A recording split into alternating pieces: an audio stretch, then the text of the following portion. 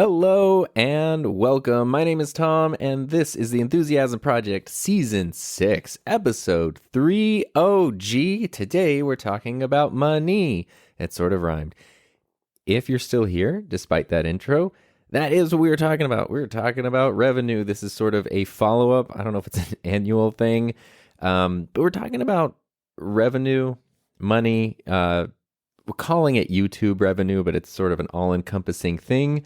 And basically, I just wanted to break down as somebody who went from being an employee to self-employed in the world of content creation last year, how much money I made from different sources.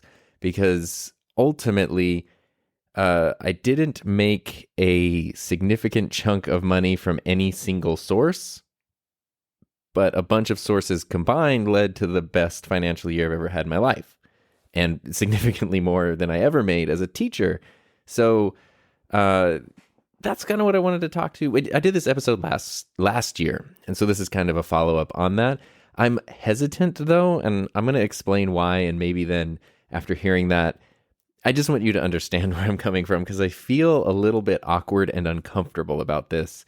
Because money is one of those weird things, and last year when I made this episode, I talked about I wish that we were more comfortable having an open dialogue about money. You know, like if you work somewhere, it's always like the secret of like who makes what, how much do you make, how much do I make, is it the same? Like it's sort of this weird thing, or somebody gets a job, it's sort of weird. And I've talked to a few full-time YouTube people who make pretty significant incomes, much more than me. And one thing that they've all said separately, which leads me to believe this is a universal experience, is there's sort of this period of time where like they start doing their creative endeavor and the people in their lives sort of feel like, you know, like, oh yeah, it's cute, this thing you're doing, that's, you know, whatever. And then they start making a little bit of money and people are like, oh yeah, you actually make money with that, that's crazy. And then once it hits a point where it's like a real amount of money, people get weird. And I don't know what that is. I mean, I don't know if it's, you know, traditional employment versus self-employment, or like new media employment, or a creative thing versus a quote unquote real thing. I have a feeling a lot of it is based in a lack of understanding or something, but it's a very real thing. And I feel like the last time I did this, I had just crossed in 2020, I had made $50,000 off of my YouTube channel and stuff, which was great. And that was very much like when I started teaching, my annual teacher's salary with a master's degree was $48,000 a year. So $50,000 from YouTube was like, wow, this is more than I made teaching. That's, you know, pretty crazy. Obviously not counting for like inflation and all that, but just keeping things pretty simple. And that was one of the things where it was like, well, this could potentially be like an actual, not just like a side hustle. This could be a real source of income. And it was not long after I made that episode that's kind of what ended up happening, sort of unexpectedly, or at least it wasn't unexpected that it happened, but how soon it happened was definitely unexpected. So yeah. And then this year, I made more than I ever made teaching. Now, the scary part, of course, being the current year we're in, 2022. So I don't know, a year from now, if I were to do this episode, I could be like, it all fell apart and, you know, it's all gone. Hopefully that's not the case. Like, hopefully that's not the case. But I found that this was really helpful for people to just sort of see how these things kind of work. And yeah, so we're going to do that now. This is not a video version. I was thinking of doing a video version so you could actually see my budget spreadsheet and stuff, but there's also like personal and identifiable information and stuff on it. And I'll just go through the numbers and we'll just go through the numbers. But what you can do if you want is you can go to himynameistom.com/downloads, or just go to himynameistom.com and then click on the little downloads thing. And you can download a Google Sheet, the same Google Sheet that I use to keep track of everything, with the same like formulas that I've made. It's not like a professional spreadsheet or a professional accounting thing. So if you know what you're doing when it comes to accounting and budgeting and finance, ignore my weird thing that I have made. But this is something that I've been using since 2019. And it works well for me because it's very visual and it helps me to see things in a very visual way. So if you want to get that template, it's totally free. You just go to the website, hi, my name is Tom.com, downloads, and then you can download this. It'll open up and it's in Google Sheets on your own account, and then you can like save it, share it, whatever. So yeah, and I won't be able to see anything you put in it, don't worry. So, and it's just a blank one. The download's just totally blank. So the big thing here, and the thing that made me think it was probably a good idea to do this episode was that last year I got feedback that it was helpful. And last year my channel had 7 or 8 streams of revenue. So when I was saying YouTube itself was actually one stream of revenue. And then there were all kinds of other stuff, affiliate links and whatever. And I just sort of threw those all in the bucket of YouTube because it's easier that way to just say like, yeah, it's YouTube. And pretty much all the other outlets are fed through YouTube. Like nobody's going to be clicking on affiliate links if I'm not making videos where there's even links in the first place. So YouTube is the engine that sort of drives everything for better or worse. And that's just where that stuff goes through. This year, at the end of 2021, I have 16 revenue streams. So it increased a lot. And it's important to go through some of those because some of those, the biggest single revenue stream, what the heck was it last year? It was actually Amazon. Amazon was my biggest single source of revenue. And all in all, in 2021, I earned $17,479 through Amazon affiliate stuff. That was the biggest source. That's a great amount of money. Like I'm, happy to have $17,000 in Amazon. But if you made $17,000 a year, it's going to be really hard to get by on $17,000 a year. Pay rent, buy groceries, pay bills, handle any kind of emergencies that come up. Like that's not a full-time income, even for one person, to live comfortably or securely. And some of them, what was it? Oh, buy me a coffee was a source of revenue. That's actually inaccurate though. The number that I'm seeing down here. Buy me a coffee, I made $550. So, throughout the whole year, I guess I didn't start it until June, but through the whole year, $550 from that source, not a huge source of revenue there either. But all these little sources add up to something good. So here's kind of the cool thing, though. This is a neat thing to look at. Is I started my YouTube channel in 2017, and in 2017, my YouTube channel lost $3,000. So I was off to a great start. But that was actually fine because keeping in mind at that point, I was not planning to earn revenue. Like that was not at all what was on my radar in starting the YouTube channel. And so that $3,000 was things like my Artlist subscription, website that I put into it, a little bit of equipment that I had bought throughout the year. It was $3,000 that I spent on the channel, and I earned $0 back from the channel. In 2018, that was the first time I started earning revenue, and that was from Amazon because that's when I sort of discovered affiliate links where, I had been putting links to things I was talking about in the descriptions of my video, but they were just regular links.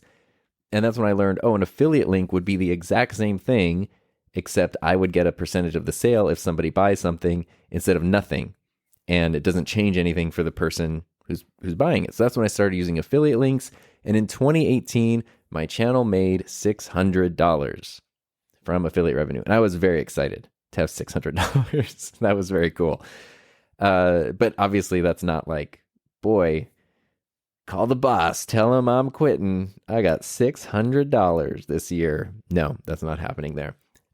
So 2019, the next year, $6,000 was what was earned through not just Amazon affiliate, but I think at that point I had Artlist and Epidemic. I did one sponsored video for $250. So, total windfall there. And that all came out to $6,000 in 2019, which was pretty cool though, because $6,000, I was like, okay, this is like a monthly paycheck. That's It's not a laughable amount of money. 6,000 divided by 12 is not, you know, it's not a massive amount of money, but hey, it's there. And then in 2020, it went from 6,000 to 50,000, which was, this is income level stuff, like, hey, let's take a look here. And the total for 2021, just to sort of spoil everything, the total, it's sort of strange. The total income from the channel was $127,978.31, which is significantly more. I've never crossed 6 digits before. My teaching salary when I left was like 89,000, and sometimes I would get stipends for doing like club advising and extra stuff, so I might go up into like 92, 93,000 at the very end, and that was with 11 years of experience, a master's degree, 2 teaching credentials, and all that would go up to 92, 93, and that was kind of where I was topping out, because the school district, you get a pay increase every year for experience, and then you can earn more depending on your level of education. But my education level was basically maxed out. I think if I got a PhD, I would get an extra $1,000 a year, so that's not worth it at all.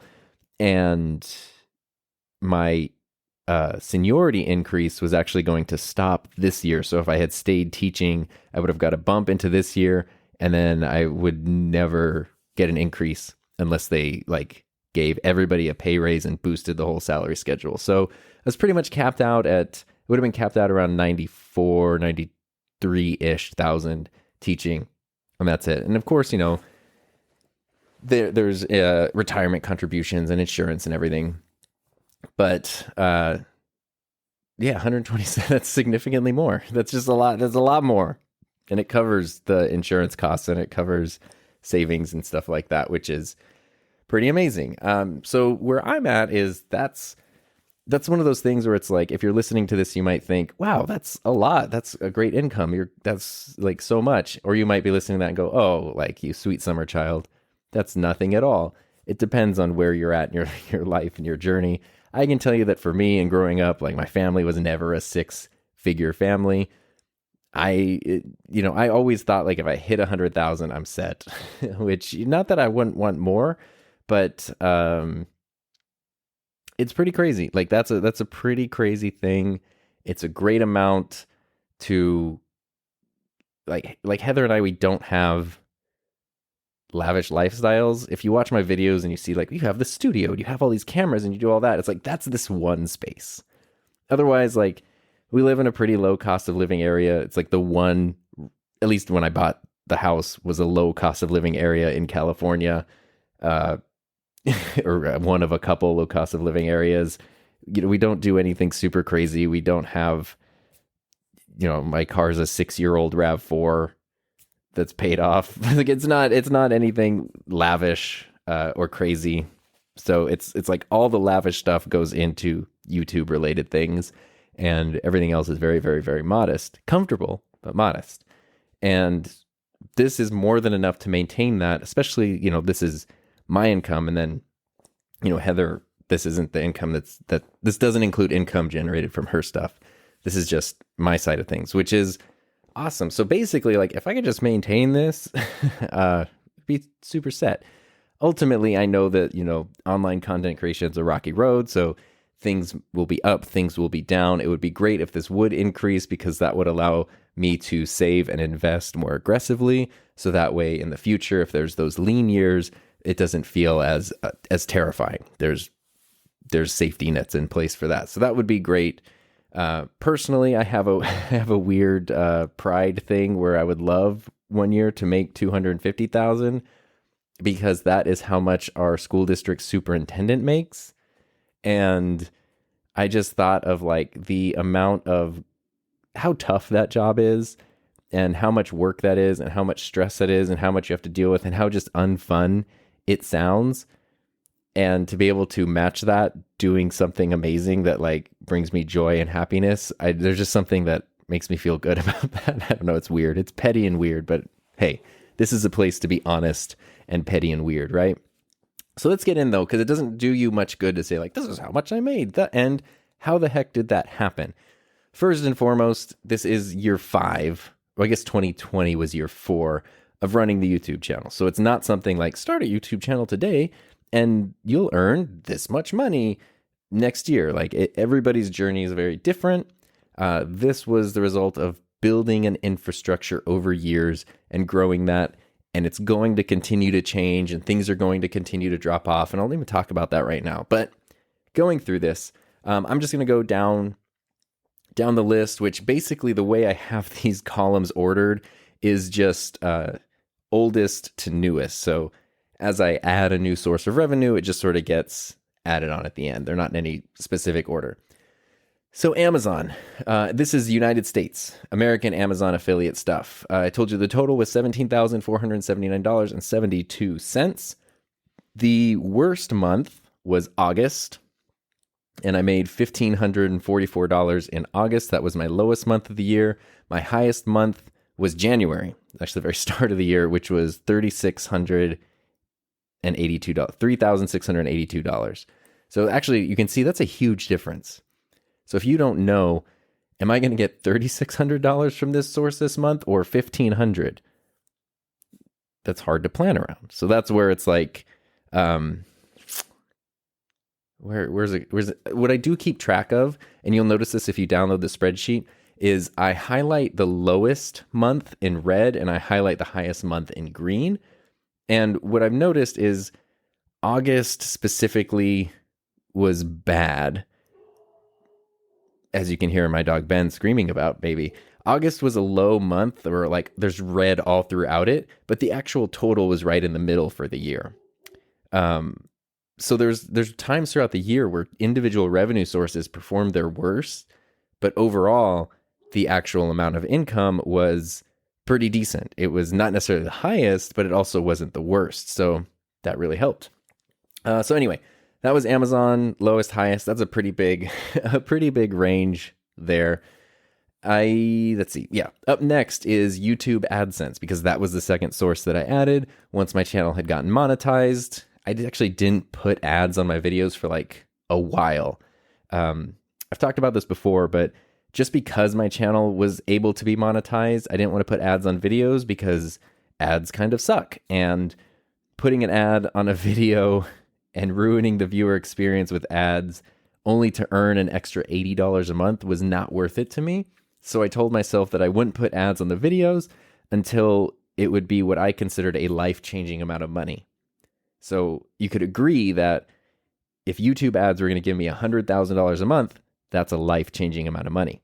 If they were going to give me $100 a month, that is not, at least in my case. So where's the middle ground? Where does that shift? $10,000? Yes. $200? No. $1,000? Yeah, that's life-changing. $500? Maybe that is, that's a more than a car payment. That's car and insurance. So it was kind of around there where I was thinking like, oh, I think ads will probably bring in between $300 and $500 a month. That's where I'm going to start enabling them. And that was back in, let's see, when did I enable them? December of 2019. And that month was only $9.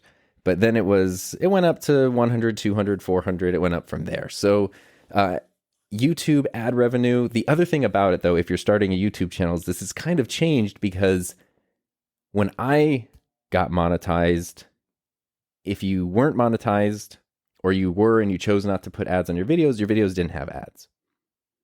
But now YouTube can, not that they do this every time, but they can play ads on non-monetized channels. So even if you have 800 subscribers and you're not monetized, they could still put ads in front of your video. Even if you have, 5,000 subscribers, but you've chosen not to put ads, but you've chosen not to monetize your channel, they could still put ads on your videos. So the only way to not have ads on your videos would be to be monetized and select no ads, no monetization for the video setting. But yeah, I kind of figure like if YouTube might be putting ads on your videos anyway, you might as well be getting some of the revenue if there's going to be ads. And you can even then choose what kind of ads you want. Do you want skippable, unskippable, mid-roll, no mid-roll? So I do ads at the beginning and the end, and I don't put ads in the middle of the videos because I don't like mid-roll ads. Even though supposedly they pay significantly more. So YouTube AdSense, total for the year was $13,191.76. So $13,000 in AdSense. The highest month of the year was November, which makes sense because it's heading into the holiday season, and that was $2,900, $2,912. And let's see, what's my monthly views? Monthly views are usually like 310 to 350,000, if that kind of tells you anything. But it ranges because my monthly views didn't really change that much throughout the year. But my highest month was 2,900, my lowest month was 1,400. But view-wise, those months were kind of the same. So the change is ad rates, because the lowest month was August at $1,400. Companies just aren't spending a lot of money on ads. Whereas the highest month was November. Heading into the holiday season, companies are spending more money on ads. So, it kind of changes. You can probably plan for that a little better. You can probably plan for ad rates being higher at the end of the year, lower in the middle of the year. Yeah. And the next revenue source was Artlist. Artlist affiliate stuff, which I've been a part of that. That was the third revenue source I ever added. Artlist, I earned $3,700 throughout the year. My best month was $960. My worst month was $240. Best month being January, worst month being August. This was interesting because I actually did really badly on Artlist last year. Because prior to that, in 2020, my best month was $1,600. And regularly I was hitting $900, $1,000, $1,200 a month. And in 2021, it was a lot of like $300, $200, $300-ish dollars a month. And I don't know, it's just kind of a bummer. I know I had videos that had Artlist links that I think just started getting pushed less, or, it was saturated and people didn't need royalty-free music subscriptions from the videos that I was making anymore. Who knows what it might have been. And then right next to Artlist is Epidemic Sound, because I'm also part of their ambassador thing. That's not hypocritical, because I use both services, and they're both different. I've even done videos about this, and they're both great for just different needs. Epidemic, I made $1,300. So Artlist was $3,700. Epidemic was $1,300. My best month with Epidemic was tied with January and February for being $270. And my worst month was November at $0, no subscriptions. And both Artlist and Epidemic, I get $30 per person who signs up. But Epidemic just changed their model, where now you get a percentage. You get 50% of a person's monthly fee or whatever. If they pay annually, you get 50% of that. If they pay monthly, you get 50% of that for the first year. So that's changed. I don't have any data on that yet to see if that's actually going to bring in more or less revenue, but it'll be interesting at the end of this year to kind of see, like, is it the same? Is it more? Is it less? I know the amount of traffic and the amount of conversions plays into that. I don't know if I care enough to like check that out, but it'd be kind of interesting. They did change that. They also made it easier, Epidemic, to become an ambassador, they call it. If you have an Epidemic account, you can just go into your account settings and there's a tab that says ambassador. Right now it says ambassador beta, and you can click on that and basically everything you need if you want to start referring people. If you use Epidemic and you tell people about it a lot, there's no reason that you shouldn't be getting a cut of that. The next section is sponsorships, which is interesting because prior to this, in 2019, my sponsorship rate was $250. Not rate, income was $250. In 2020, my sponsorship income was $0 because I didn't do any. And in 2021, I did several sponsored things, pretty much all Artlist, and I earned $7,000 in 2021. So that was that. Not 100% Artlist, but mostly from there. I probably lowballed myself, and I probably could have done a little bit more. But live and learn. I was happy with the results. Pretty much where I'm at now is like I don't really do sponsored stuff. But if I'm going to, because something fits or makes sense and isn't a conflict of interest, I won't do a 60-second thing where it's like, this video is sponsored by so-and-so for less than 2,500. And I feel like that should even be a little bit higher. I'd kind of like to push that towards the 5,000 mark. the hard part is like you have no idea what the budgets are on some of these companies. So, I don't know. What if you ask someone, hey, give me $15,000 for this? And like, yeah, fine. If you say, give me 1,500, like, yeah, fine.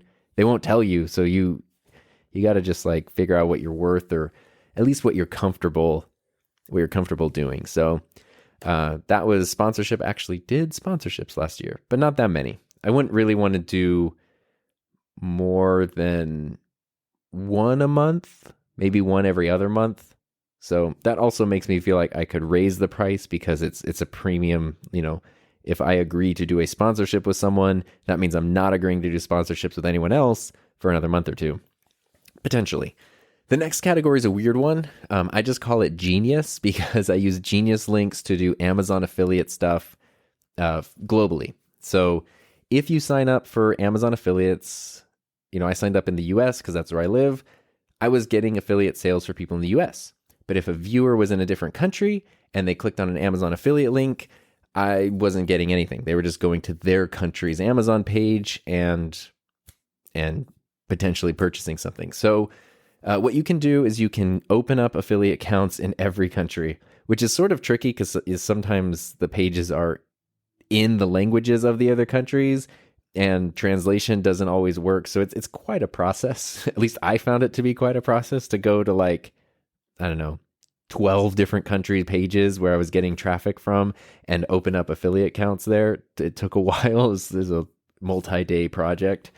But eventually I did it. I just basically used my analytics to tell me where people were viewing from and went to those countries' stores to open up Amazon affiliate things. And then you can use Genius Link, that's what I use at least, to basically make it so you get your affiliate link from Amazon.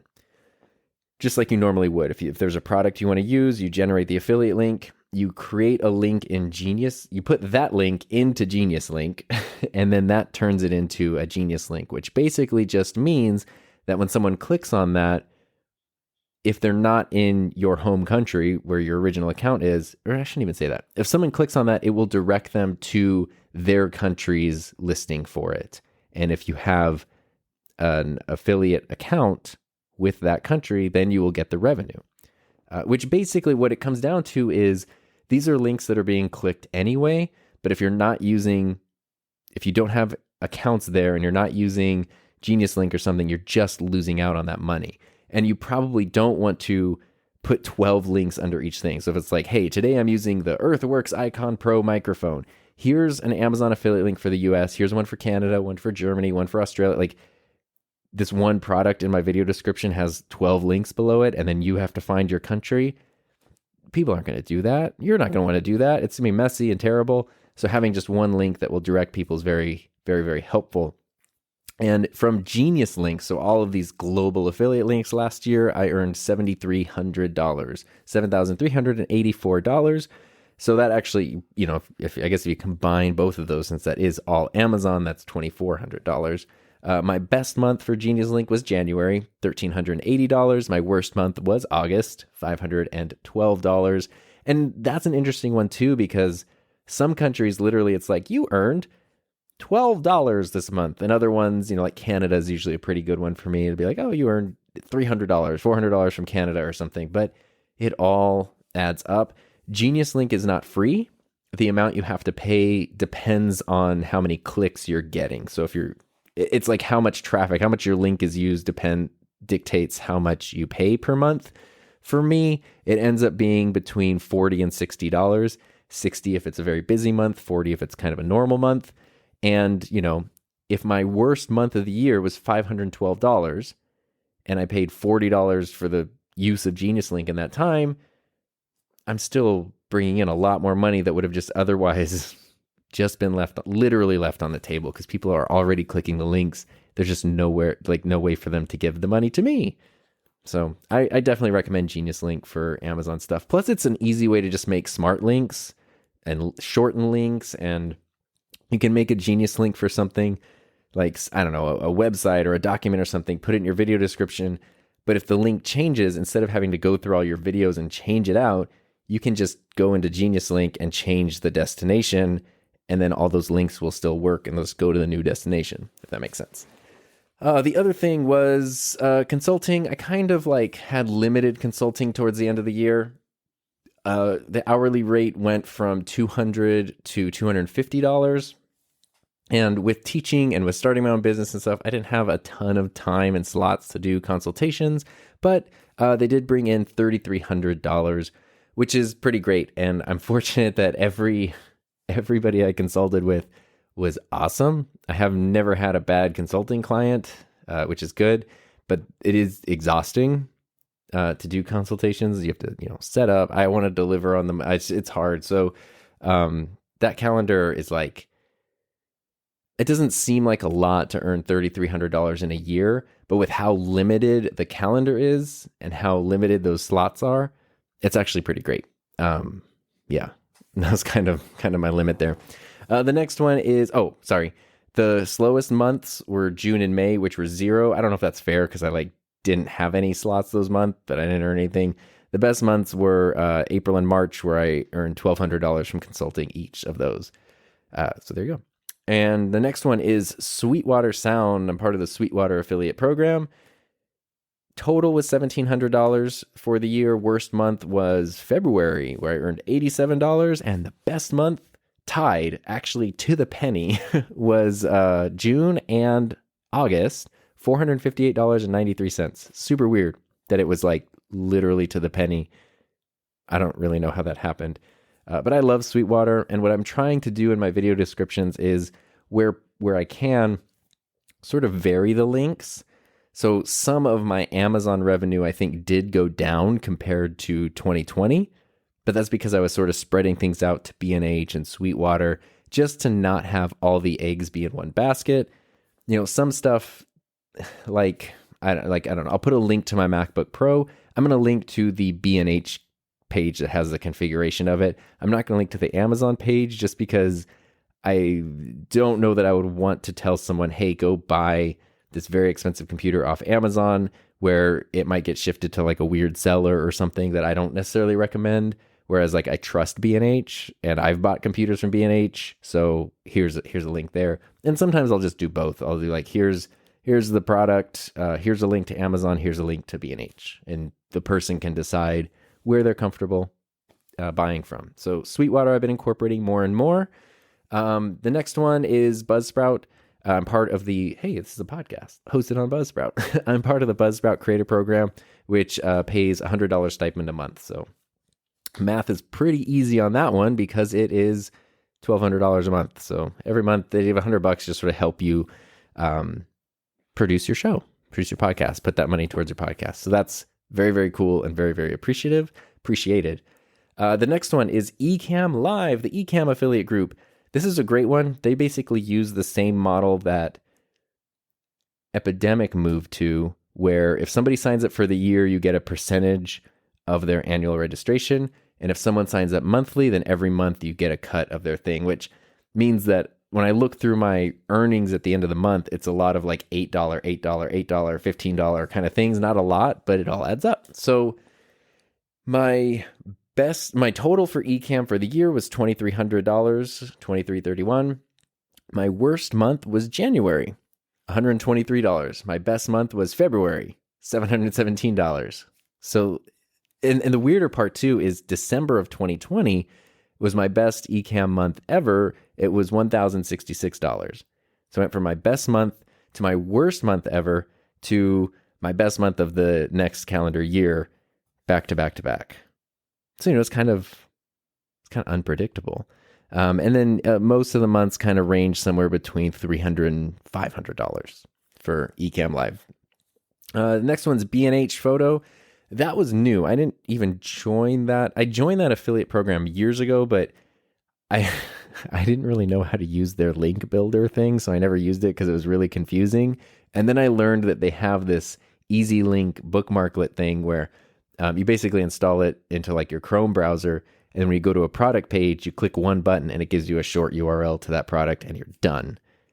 It's awesome. And I don't need to run those through Genius Link. I guess I could, but I don't because it all goes directly to B&H. Doesn't matter where you are in the world, it's the same link.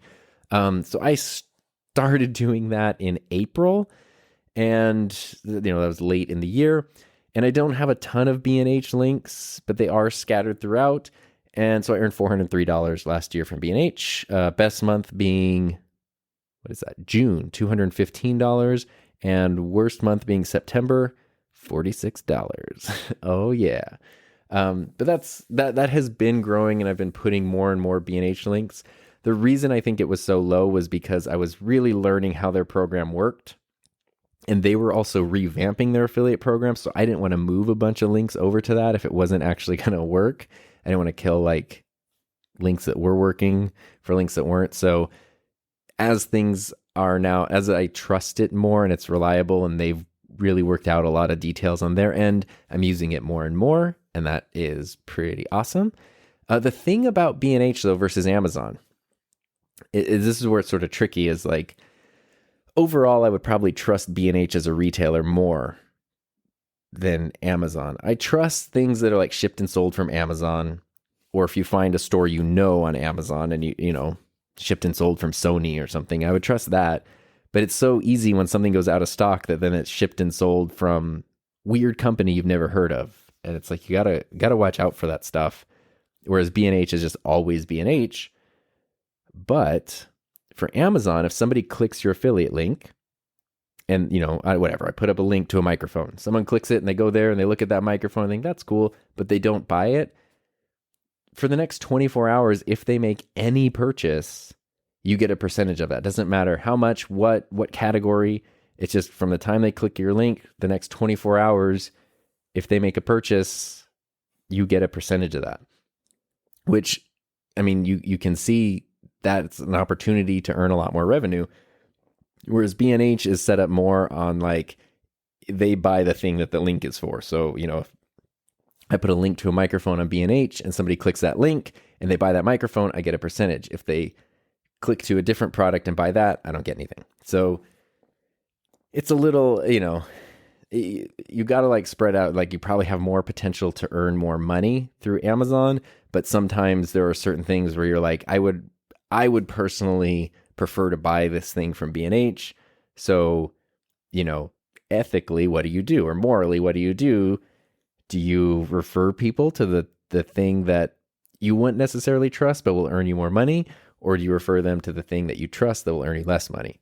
You probably know which one I choose. I rip everybody off and send them to the one I don't trust. No, I'm kidding. I obviously, like in those cases, I refer people to B&H, even though it might cost me less money just because, you got to look yourself in the mirror every day, right?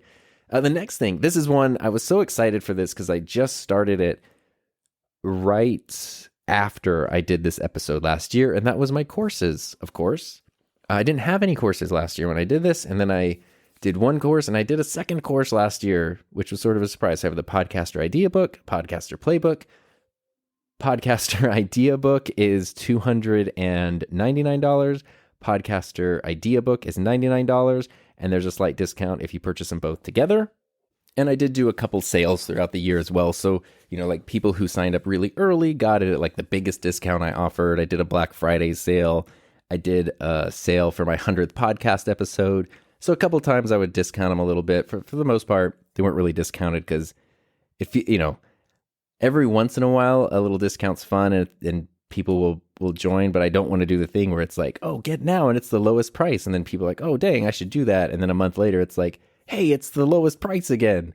It seems shady. So like, plus it's not worth it to me to like make and sell a course that's just always on bargain discount. Like it has to be worth my time, the expense to make, you know what I mean? Like it has to be worth it for me. So the courses in total throughout the year, I launched the course in May, and the course earned $12,570, which is fantastic. So the best month of the course, of course, was May when it launched. It was $4,400, and the worst month was August. August just being overall, well, actually not overall the worst month, but the worst for a lot of sources was $398. So not bad. Next one is Patreon. I didn't really revamp my Patreon until March of last year. And even now it's not huge. Most of the Patreon patrons come from here, from this podcast. And there's not a ton of people. So my Patreon hovers in between $200 and $300 usually. My total for Patreon, that doesn't make sense at all. My math is clearly not correct here because that's just impossible. Sorry, I'm finding an error in my spreadsheet. Okay, now I fixed it. My total income from Patreon was $1,300 last year, and my worst month was March. It was $63. That's pretty much when I reopened it. My best month was November. That was $256. So nothing too crazy. I would love to grow the Patreon more. I'm kind of I don't say jealous, but it makes me happy in an envious way when I see people who have very strong Patreon pages, because they know that regardless of what happens with other things, you have this many people paying this much a month. You sort of this is how much you're getting this month, done. And that, that's a really helpful thing. I don't have that, but an extra $1,300 a year is not bad. I would like to try and grow Patreon more, especially because it's a separate entity from YouTube, Amazon, all that. So not putting eggs in the one basket. And because Patreon does take less of a cut than something like YouTube does. But speaking of YouTube, the next category is YouTube channel memberships. So that's kind of, as I mentioned in previous podcasts and things, the way I run my YouTube channel memberships and my Patreon's basically the same, because for simplicity's sake, it's hey, you want to support the channel, you want to support the podcast, here's the two ways to do it: Patreon, YouTube channel memberships. Take your pick. They're exactly the same. It's just the platform that you register for is a little bit different. YouTube takes more of a cut, so that's the downside. But the upside to YouTube is it's way easier for people to join. It's just right there. It's super easy for me to do posts. It's super easy for me to do members only videos. All of that same stuff goes to Patreon, but it's just on my end, it's a little clunkier to set it up on Patreon, but it all goes there in the same way. But the downside to channel memberships, of course, is that they're connected to YouTube. So if something were to happen or something goes wrong with the channel on YouTube, not only does AdSense go away, but channel memberships would be affected as well, because that gets rolled into your AdSense. So I would I guess I would prefer to grow Patreon because it's a little more independent. But YouTube channel memberships, which I launched in March, earned a total of $675 last year. Worst month being March. Of course, when I started, it was $90. And best month being August. Look at that. Best month being August. $328 in August. And the last little bit of revenue stream here was Buy Me a Coffee, because that was a thing. I launched that in May. Just lots of people recommending it, because you can run Buy Me a Coffee kind of like Patreon, where there's tiers and monthly subscriptions and stuff, but I didn't do that. I used it basically as a tip jar, and that's what people were saying is oh, we want to support you, but I don't want to give you $5 every month, but this video I watched was super helpful. I'd like to give you $5 to say thanks for that video, that kind of a thing, this one time, and Buy Me a Coffee is good for that. So in total, I made $580 off Buy Me a Coffee. Worst months were December and November, which was $0, and the best month was October, $350. So from my best month to my worst. But the reason for that is because something happened. I'm not entirely sure what, but Buy Me a Coffee had to stop using PayPal. So that was the number one way that people were using it, was PayPal. And I think now that they can't use PayPal, it's not as easy for people to donate.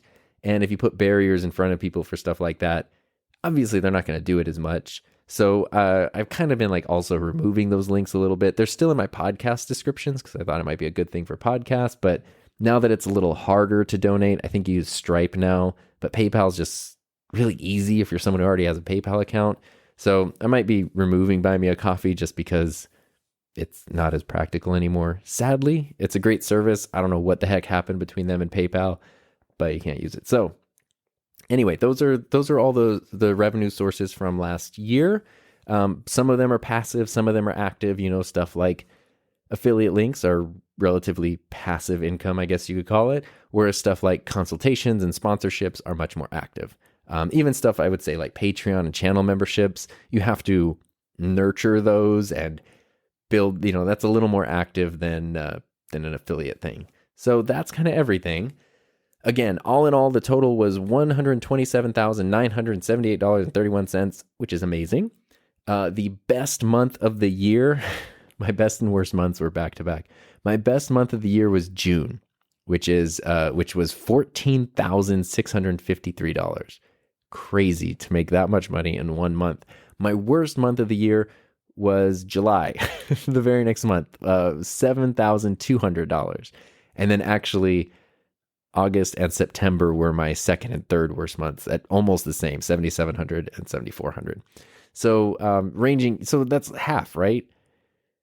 Some months are 14, other months are 7. There's also a couple months that were 9, 12, 13, 8, 13, 10. Like, the thing though that makes me happy is when I was teaching, my gross pay, before taxes and everything, was $9,000.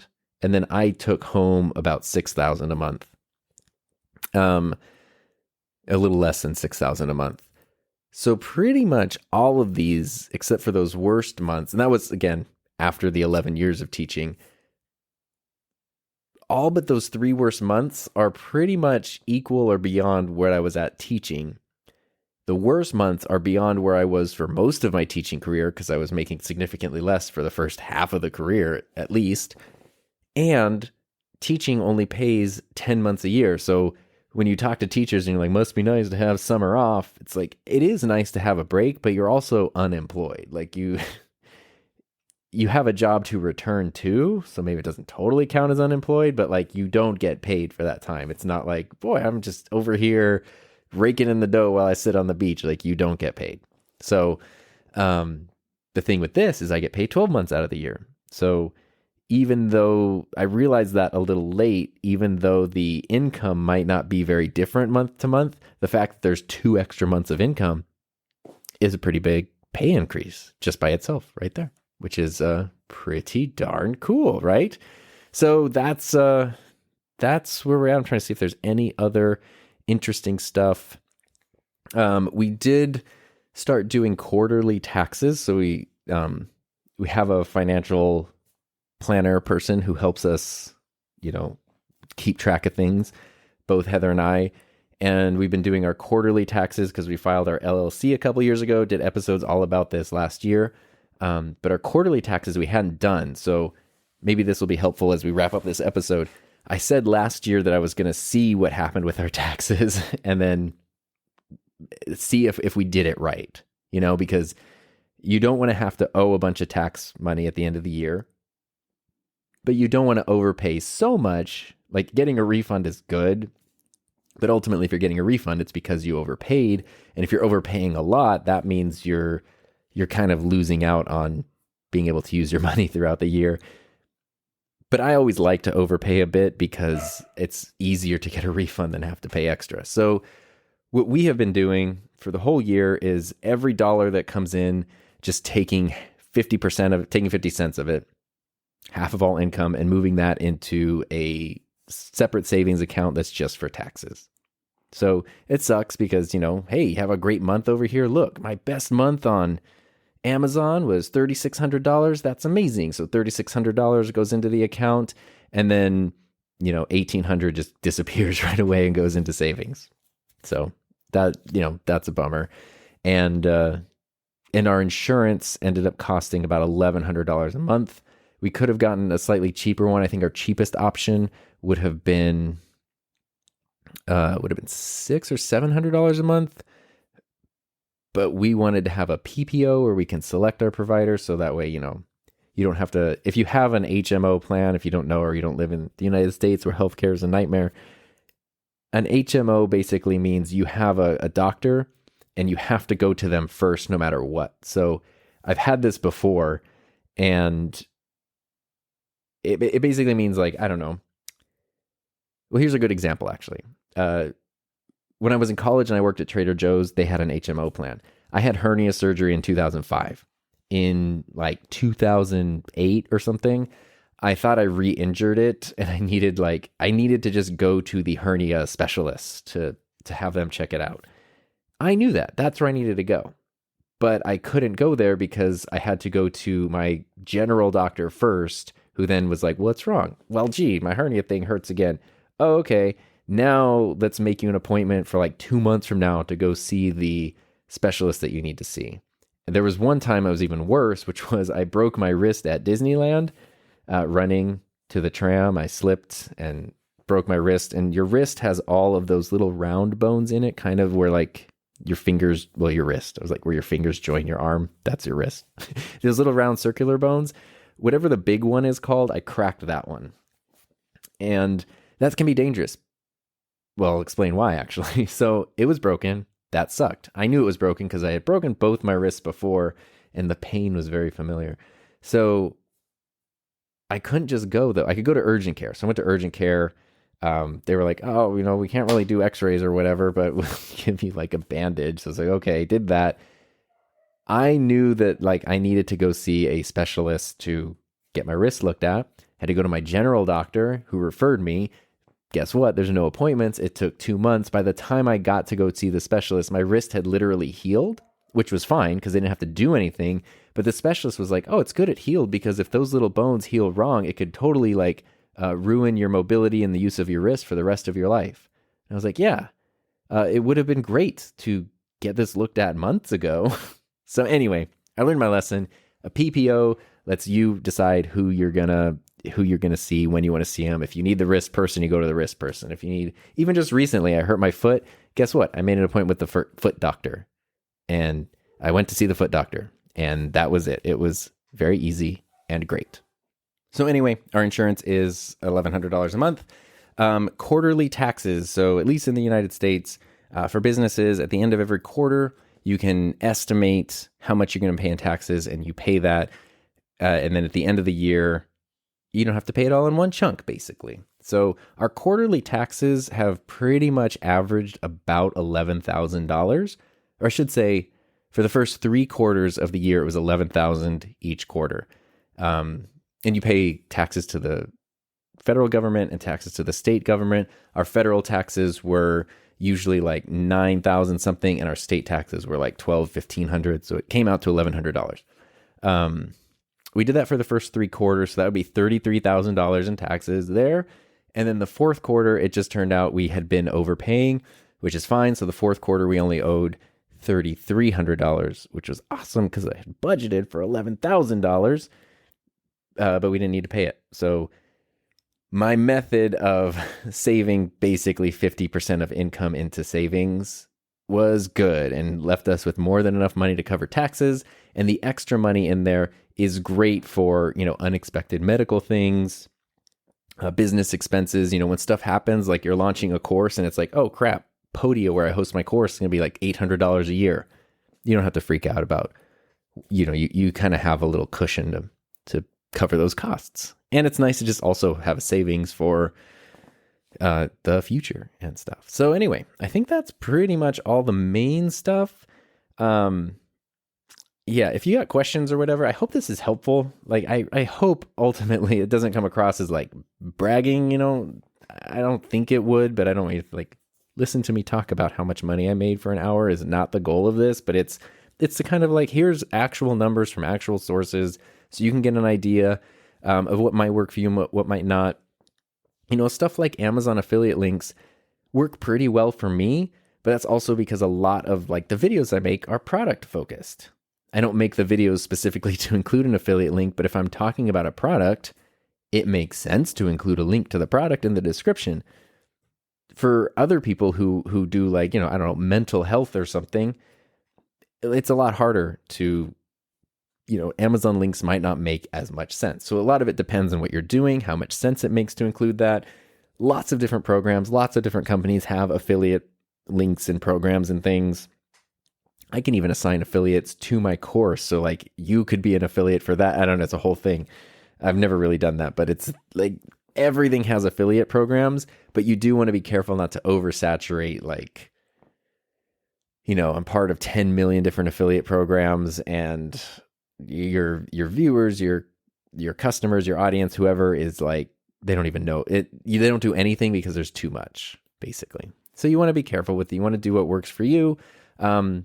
But there's a lot of cool stuff out there and a lot of cool options. And it makes me really happy that, doing something I love and being in charge of my own time allowed me to earn a living that was beyond anything that I had made prior, while being in a more traditional line of work where I felt like I was at the whim. I was never at my own whim. I was always, other people telling me to focus on, do, worry about, stress about. And it's like, it's pretty cool. So I hope that continues, knock on wood, to see. So anyway, if you got questions about that, you can always reach out. I'm happy to clarify anything. If you want to download my template of a budget sheet, which you can totally modify and change, of course, you can go to himynameistom.com/downloads. And that pretty much wraps up the 2022 Budget Revenue Spectacular. Yay. So thanks so much for listening. I really, truly hope this was helpful. If you got questions about anything like, I don't want to call it the business side of things because I'm figuring this stuff out on my own too, but we'll call it the business side of things. Feel free to reach out and maybe I can do episodes about that. The dogs are obviously barking about it.